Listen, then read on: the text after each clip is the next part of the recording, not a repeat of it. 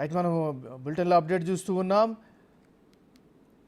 పలు చోట్ల పింఛన్ పంపిణీ అయితే మొదలైంది. కూటమి అధికారంలో రాగానే పింఛన్లు పెంచుతామంటూ కూడా చంద్రబాబు నాయుడు పదే పదే ఆయన ప్రచారంలో చెప్తూ వస్తున్నారు. అదేవిధంగా ఏరియర్స్తో కూడా కలిపి ఇస్తామని కూడా ప్రకటించారు. అందుకు తగ్గట్టుగానే ఏర్పాట్లు చేస్తున్నారు.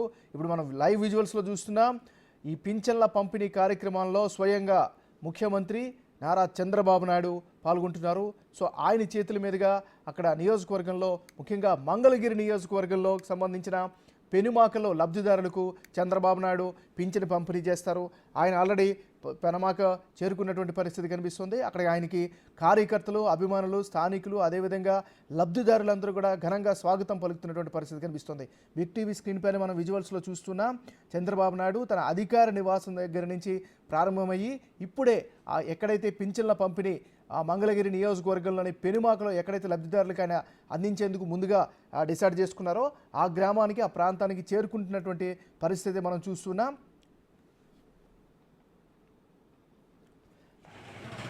ఇక పింఛన్ల పంపిణీ కార్యక్రమం రాష్ట్ర వ్యాప్తంగా కూడా స్టార్ట్ అయిపోయింది, కొనసాగుతుంది. పండుగ వాతావరణంలో ఈ కార్యక్రమాన్ని నిర్వహిస్తున్నారు. ఒకసారి మనం కడప వెళ్దాం. కడపలో అక్కడ ఉన్నటువంటి ప్రజెంట్ సిచ్యువేషన్ని ఎక్స్ప్లెయిన్ చేసేందుకు, అక్కడి నుంచి రిపోర్ట్ చేసేందుకు మా రిపోర్టర్ మధు లైవ్లో సిద్ధంగా ఉన్నారు. మధు, చెప్పండి.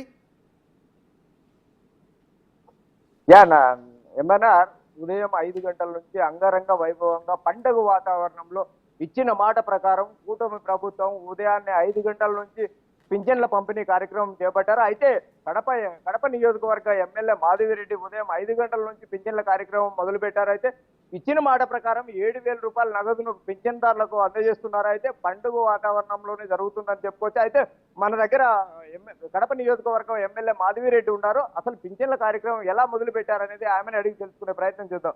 మేడం, చెప్పండి, ఇలా పింఛన్లు ఎంత ఇస్తున్నారు? గత ప్రభుత్వం ఎంత ఇచ్చింది, ఇప్పుడు ఎంత ఇస్తున్నారు? మీరు చంద్రబాబు నాయుడు గారు ఈసారి సాధారణ ఎన్నికల ముందు పింఛన్లు 4,000 రూపాయలు పెంచుతామంటం జరిగింది. అది కూడా ఏప్రిల్ మాసం నుంచే పెంచుతామంటం జరిగింది. ఆయన చెప్పిన ప్రకారం, మాట ఇచ్చిన ప్రకారం ఆయన ఏప్రిల్ నుంచి జూన్ వరకు వచ్చే 3,000 రూపాయల బకాయిలతో కలిపి జూలై మాసంలో వచ్చే 4,000 కలిపి 7,000 రూపాయల పింఛన్లు ప్రజల దగ్గరికి తీసుకుపోవడం జరిగింది. అలాగనే ఆయన చెప్పినట్టు ఇంటింటికి వెళ్ళి వాళ్ళ దగ్గరికి, వాళ్ళకు అనుభవంగా వాళ్ళ ఇంటి దగ్గరే పింఛన్లు పంపిణీ చేస్తామని చెప్పినారు. ఆ విధంగానే మా నాయకుడు సీఎం గారు మాకందరికీ, కూటమిలో గెలిచిన ఎమ్మెల్యేలకు అందరికీ, తెలుగుదేశం పార్టీలో ఉన్న కార్యకర్తలకి, నాయకులకు అందరికీ ఒక దిశానిర్దేశం చేసి ఈ రోజు జూలై 1వ తేదీ 5 గంటల నుంచే పింఛన్ల పంపిణీ కార్యక్రమం చేయాలని చెప్పినారు. మాట చెప్తే మాట, ఇచ్చిన మాట నిలబెట్టుకునే ప్రభుత్వం అనేది తెలుగుదేశం ప్రభుత్వము. ఎలా మేము చెప్పి ఈ రోజు అధికారంలో మా ప్రజలు మాకు మీద నమ్మకం పెట్టుకుని అధికారంలోకి మమ్మల్ని తీసుకొచ్చారో అదే విధంగా ఈ రోజు జూలై 1వ తేదీన 7,000 రూపాయలు పింఛన్ ఇస్తూ ముందుకెళ్తున్నాము. అలాగనే ఆయన చెప్పిన సూపర్ 6 పథకాలు, మిగతా హామీలు కూడా ఇంతే పెద్ద ఎత్తున మేము చేస్తాము, ఆ మాట నిలబెట్టుకుంటాము. ఈ రోజు కడప నియోజకవర్గంలోనే కాదు, రాష్ట్రం అంతా పండుగ వాతావరణం ఉంది.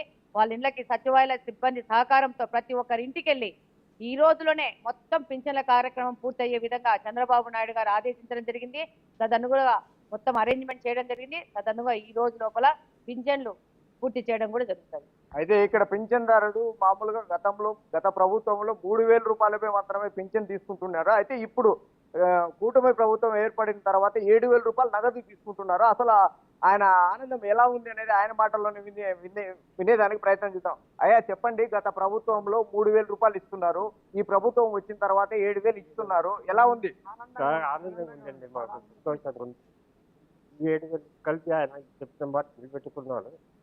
ఆయన ధన్యవాదాలు. ప్రభుత్వం ఇచ్చిన మాట నిలబెట్టుకుంటుందా? పెట్టుకునిందండి, తప్పకుండా నిలబెట్టుకుంటుంది.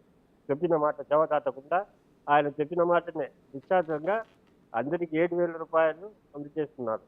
మాకు చాలా సంతోషం.